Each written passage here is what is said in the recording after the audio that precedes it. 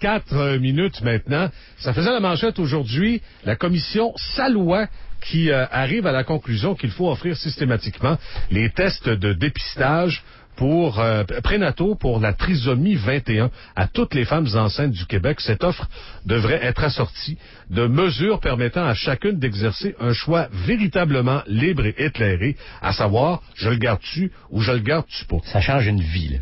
C'est clair que ça change une vie. C'est peut-être égoïste comme façon de voir les choses, mais... Mais je comprends pas pourquoi il y a du monde qui voit ça de façon égoïste. Sincèrement, ça me rentre pas dans la tête. C'est bon, certaines des personnes qui ont condamné ça disent que c'est comme donner une licence pour l'avortement. Bon, mais c'est parce que l'avortement, là, ça n'a pas commencé la semaine passée. Là. Il me semble que c'est un choix qui se fait déjà, puis qui, me semble-t-il, plus souvent qu'autrement, en tout cas socialement accepté. Et posez-vous la question à vous-même. Si vous saviez que l'enfant que vous portez ou l'enfant que votre blonde est en train de porter va avoir une tare quelconque, que ce soit un handicap physique, un handicap mental, est-ce que vous iriez jusqu'au bout? Ou est-ce que vous prendriez la décision qui fait tant peur à du monde? Moi, je pense que le débat est intéressant. Je vous entendais d'ailleurs ce midi parler de ça, puis regarde, c'est un questionnement, il me semble que tout le monde devrait avoir. Je sais pas, je disais, toi, quand t'étais enceinte de tes enfants, si tu y as pensé. Probablement que oui. Et qu'est-ce que tu aurais fait si jamais t'avais été confronté à ça? J'ai pas passé le test. Moi, je l'ai pas passé. Par choix, là. Mais t'aurais pu le faire. Oui, mais tu sais, étant donné que t'es jeune, en santé, on a toujours l'impression qu'on est invincible puis que ça nous arrivera pas à nous. C'est peut-être pas la bonne façon de faire. Là, j'ai été chanceuse, j'ai frappé le gros lot, mes 2 filles sont en santé. Mais si on m'avait dit, si j'avais passé le test puis on m'avait dit, regarde, les risques sont très élevés que... Je pense que j'aurais pris la décision de me faire avorter. Je connais personne, moi, qui aurait pris une décision autre. Mais par ailleurs... Mais ça n'aurait pas été aussi facile que ça à prendre la décision. Je me serais probablement questionnée. Exact. C'est une conscience mais aussi, je sais pas. L'idée, c'est d'avoir la liberté de prendre cette décision-là quand elle arrive. Je comprends pas pourquoi on s'oppose à des tests pareils. On s'est dit que ce serait peut-être une bonne idée d'en jaser avec le Doc. Salut, Doc, comment ça va? Oui, bonjour, gang. Bon, Doc, d'abord, qu'est-ce que t'en penses de tout ça, toi? Écoute, dépistage obligatoire ou dépistage facultatif? Gratuit, mais facultatif. Gratuit. Non, je ne demande pas s'il va être gratuit. Maintenant, est-ce qu'il est obligatoire?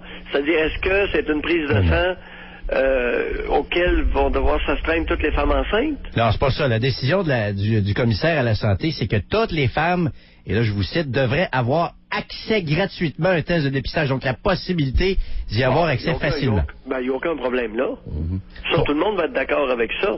Maintenant, l'étape suivante, c'est les femmes enceintes vont-elles être obligées de subir une prise de sang afin qu'on mesure toute une série de tares affectant les bébés? OK, sincèrement, Doc, je pense pas que ça aille jusque-là, là. Mais l'idée, c'est d'avoir accès et de pouvoir passer le fameux test. À ce moment-là, où est le problème? C'est ce que je me pose comme question. Les critiques qu'on entend et qu'on peut lire, c'est que, c'est ça, c'est comme si on faisait une espèce de sélection et qu'on déterminait, nous autres, que des enfants handicapés, puis des enfants trisomiques, puis des enfants... C'est de l'eugénisme, les pro-vie, là, c'est dans le même bag, ça, là. Ça ressemble un peu à ça, en effet. Ah, c'est le même panier que les pro-vie. Écoute, ça devient un choix de société. Je dirais à ces gens-là, écoutez, si vous voulez permettre la naissance d'enfants lourdement handicapés, sciemment, le sachant, ça vous regarde. Maintenant, vous allez payer pour. Parce que me lever tous les matins, aller travailler, payer de l'impôt, payer des taxes pour faire vivre ce genre de gamin-là, je suis pas sûr que je suis preneur. Un accident est une chose... de mettre au monde volontairement des enfants qu'on sait handicapés, ça n'est une autre.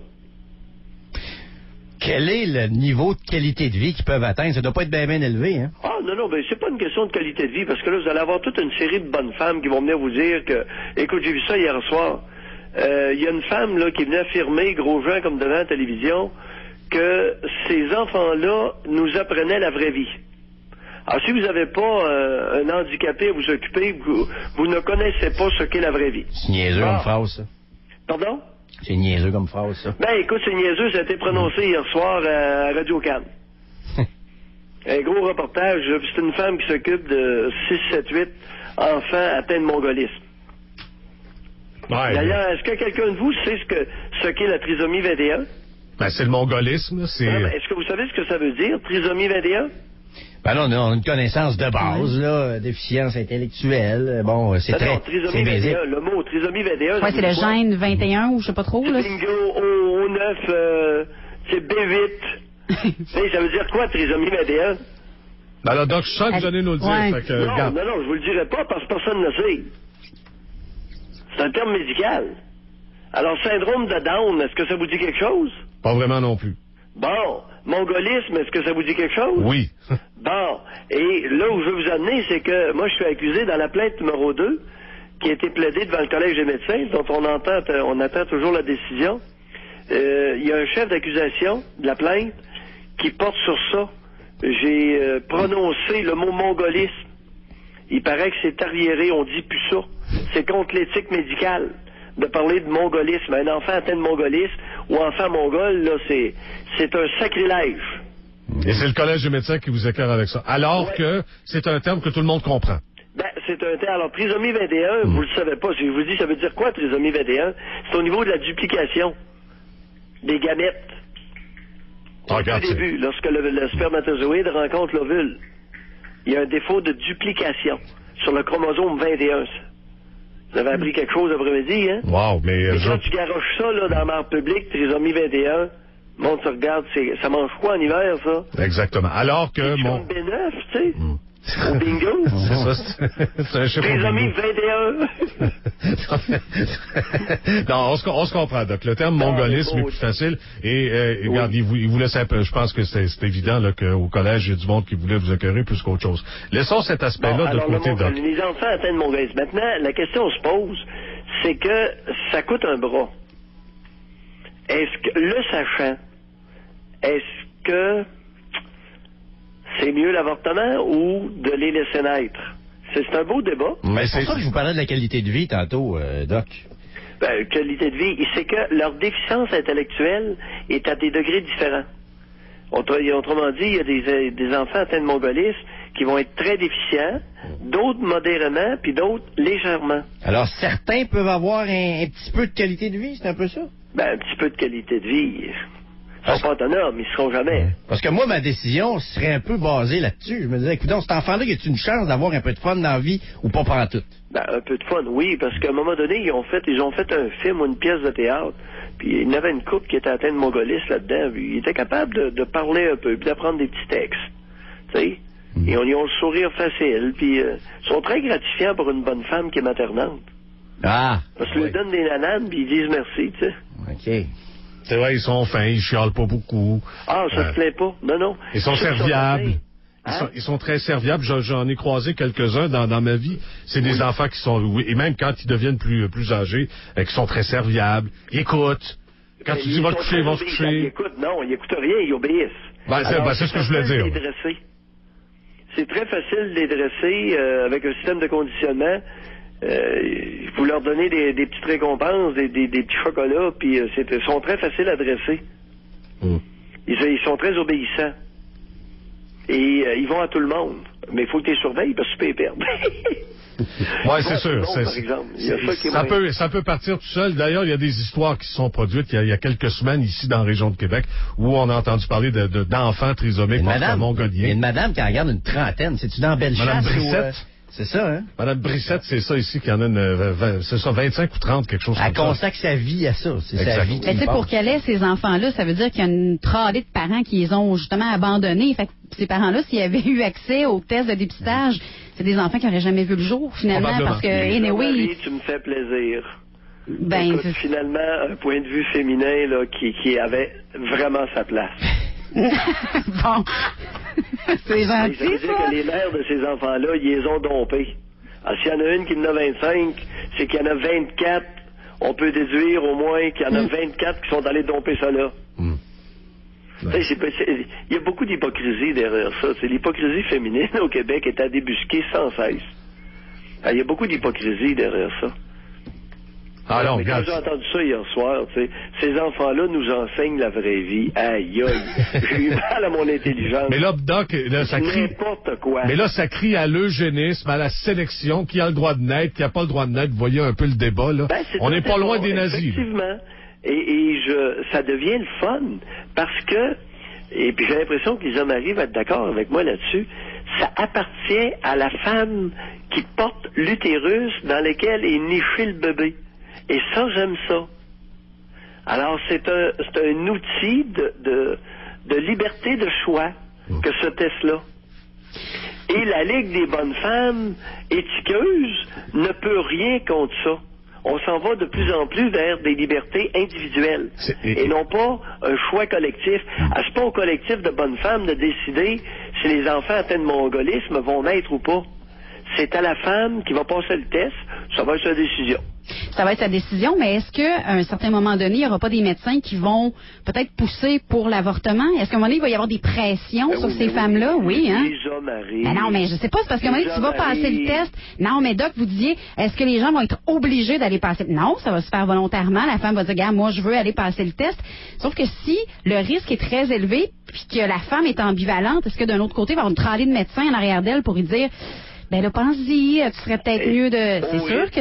Lisa Marie, au rythme où les médecins sont occupés, ça poussera pas fort, puis la trolley va être mince, j'aime autant te le dire. Ben, si c'est pas des médecins, je sais pas, ça peut être des intervenants de second plan, je sais pas, moi, c'est... Non, ça pousse pas fort. Fait qu'il y aura pas de pression. Aurais-tu écouté un intervenant de second plan, toi, de toute façon, s'il y avait eu un problème comme ça, tu veux écouter ton docteur, là. Regarde, c'est pas la même chose, puis en bout de ligne, la décision t'appartient. Moi, je trouve que c'est un faux débat. Est-ce qu'il y a des trollets de monde qui poussent en faveur de l'avortement? Non. Il y a des trollets de monde qui sont contre, qui sont dangereux, par exemple. Exact, c'est sûr. C'est plus souvent. C'est un bon point, Doc. C'est plus souvent qu'autrement de l'autre bord que ça se passe. D'autant que c'est un faux débat. Il y a bien plus de l'autre bord. Exact. Et c'est un faux débat parce que tu peux passer les tests actuellement. Toutes les filles qui ont plus de, je pense, c'est 32, 33 ans, quelque chose comme ça, ou en tout cas, mettons 35, vont passer une amniosynthèse pour s'assurer qu'il n'y a pas de problème avec leur grossesse et vont savoir si effectivement l'enfant est atteint d'une tumeur. Ils peuvent prendre la décision parce que ça se fait à, il me semble que c'est 16 semaines ou quelque chose comme ça. Donc, peuvent prendre la décision d'arrêter la grossesse si jamais c'est ce qu'elle souhaite. Et c'est pas nouveau. Alors, la détection de la trisomie 21 ou du mongolisme par amniosynthèse, c'est pas nouveau. Et écoute, je suis père de 3 enfants adultes, et dont un est dans la trentaine, et leur mère a subi une amniosynthèse à chaque grossesse, et ils ont tous été testés pour ça. Puis je peux vous assurer que s'il y en avait un qui avait été atteint de ça, c'est bien de valeur, mais il aurait pris le bord du bol de toilette. C'est bien. Est-ce qu'il est la décision que probablement tout le monde aurait prise? Moi, je pense que oui. La majorité de gens, je connais personne. Donc, je connais personne qui dit, oui, si je sais que mon enfant est handicapé, on va l'avoir pareil. Je connais personne qui fait ça. Je l'ai déjà entendu. Non. Attention, Stéphane. Il y a toutes sortes de monde, là. Doc, j'en croise. Sais-tu quoi, Doc? Je t'épargne les détails, là. Mais j'en croise beaucoup de personnes, moi, dans ce domaine-là. Oui. Puis, je me souviens pas d'avoir croisé quelqu'un qui m'a dit, si je l'avais su, je l'aurais eu pareil. J'ai rencontré à quelques reprises des femmes qui étaient vraiment contre l'avortement et à tout prix.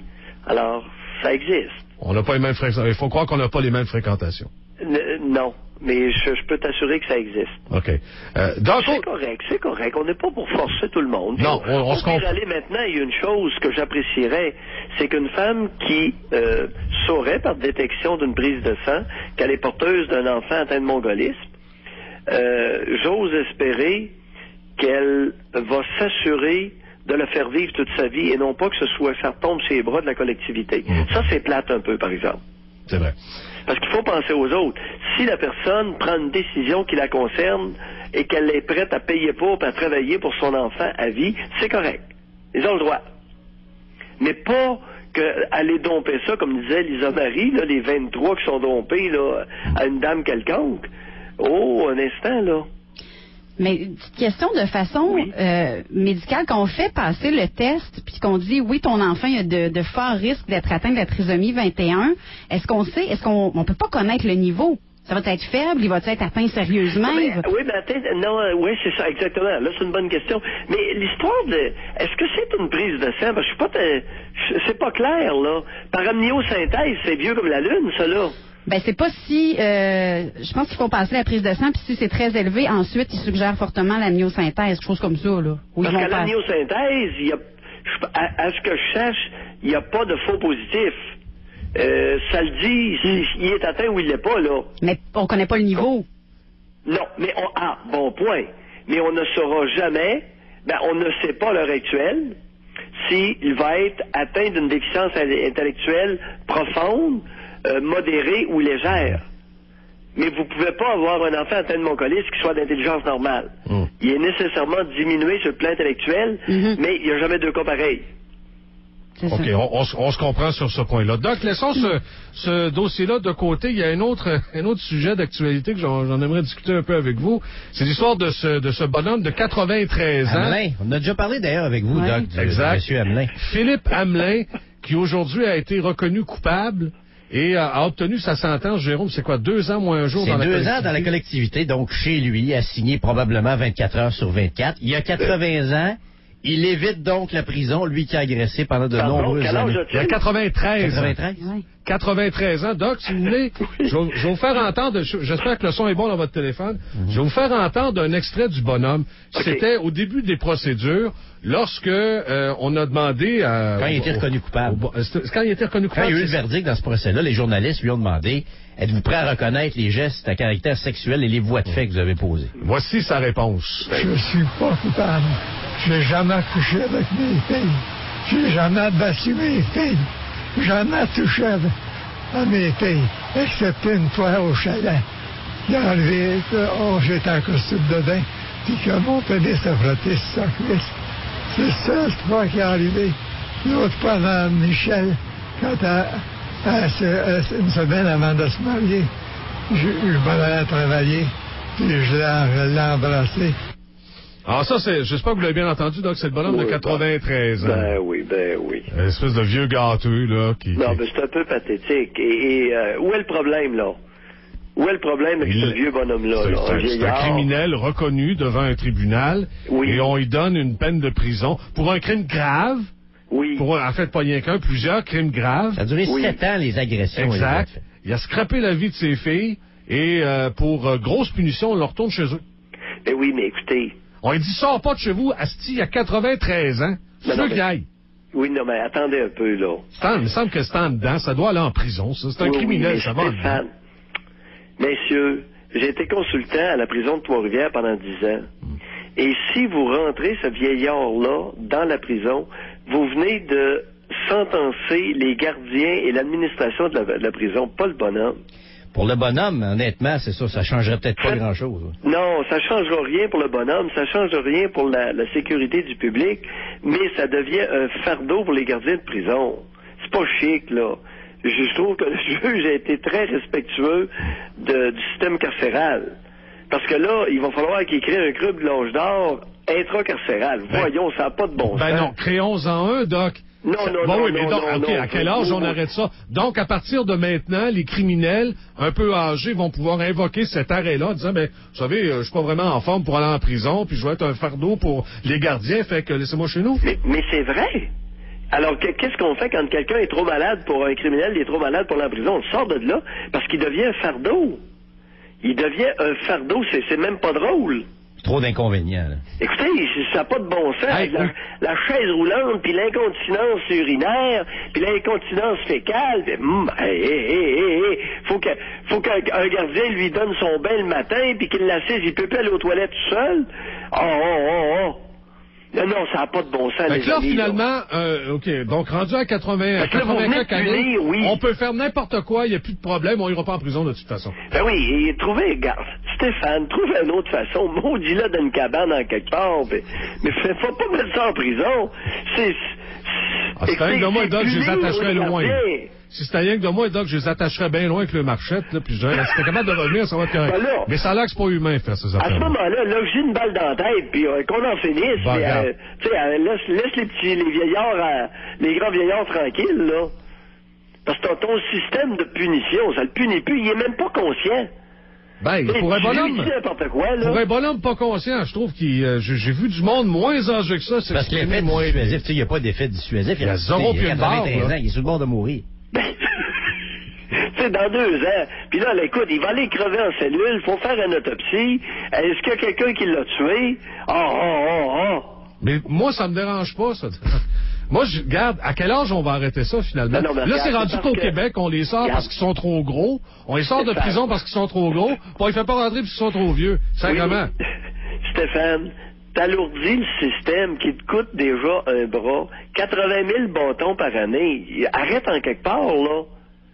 Parce que là, écoute, dans l'avenir, à un moment donné, ils vont découvrir que les prisonniers devront être autosuffisants, c'est-à-dire ne rien coûter à la société. C'est Parce que là, l'idéal. 80 000 bâtons par tête de pipe, Ça n'a pas de sens. n'a pas de bon sens. C'est vrai, Doc, il faut qu'on atteigne un idéal. Puis l'idéal, c'est que les prisonniers coûtent rien.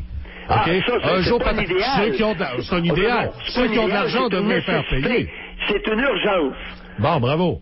C'est une urgence qu'un prisonnier, ça coûte rien à la société, voyons. Exact. Un loyer, puis envoie fort. Le bonhomme à 93 ans, il doit toujours bien rester à quelque part. Il doit payer pour rester. Écoute, ça n'aura pas de sens.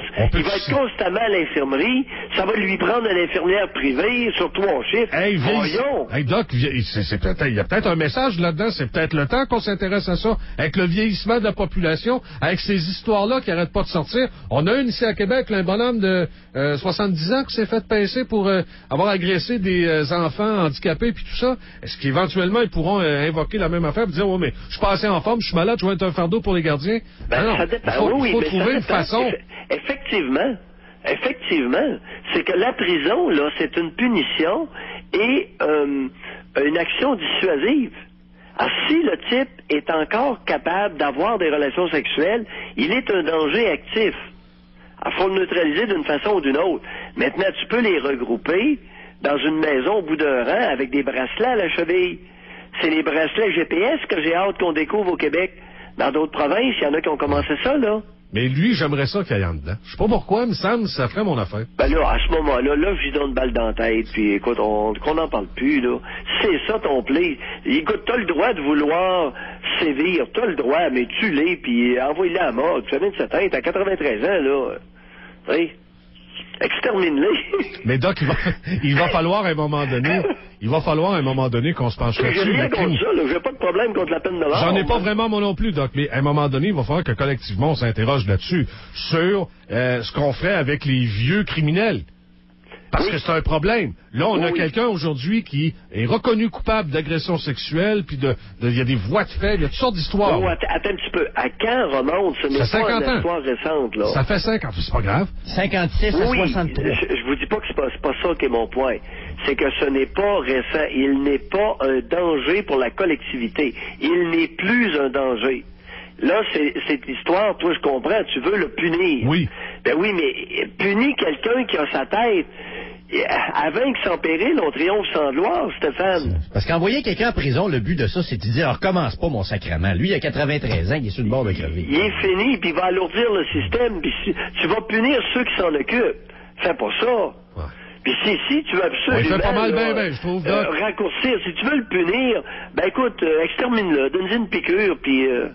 extermine-le, j'ai pas de problème avec ça. J'en aurais pas moi non plus, mais on va faire un débat là-dessus. On rétablit la peine de mort, puis quand est-ce qu'on extermine du monde? Écoute, si jamais il y a un débat là-dessus, donc on va être assis du même bord de la table, je pense. Ben, on s'en reparle. Salut! Salut! Salut! Bye bye. Doc Mayou. On n'est pas obligé d'être d'accord. Ben, moi, j'ai tendance à être d'accord. Le bonhomme de 93, il veut faire avec ça en prison. C'est un criminel.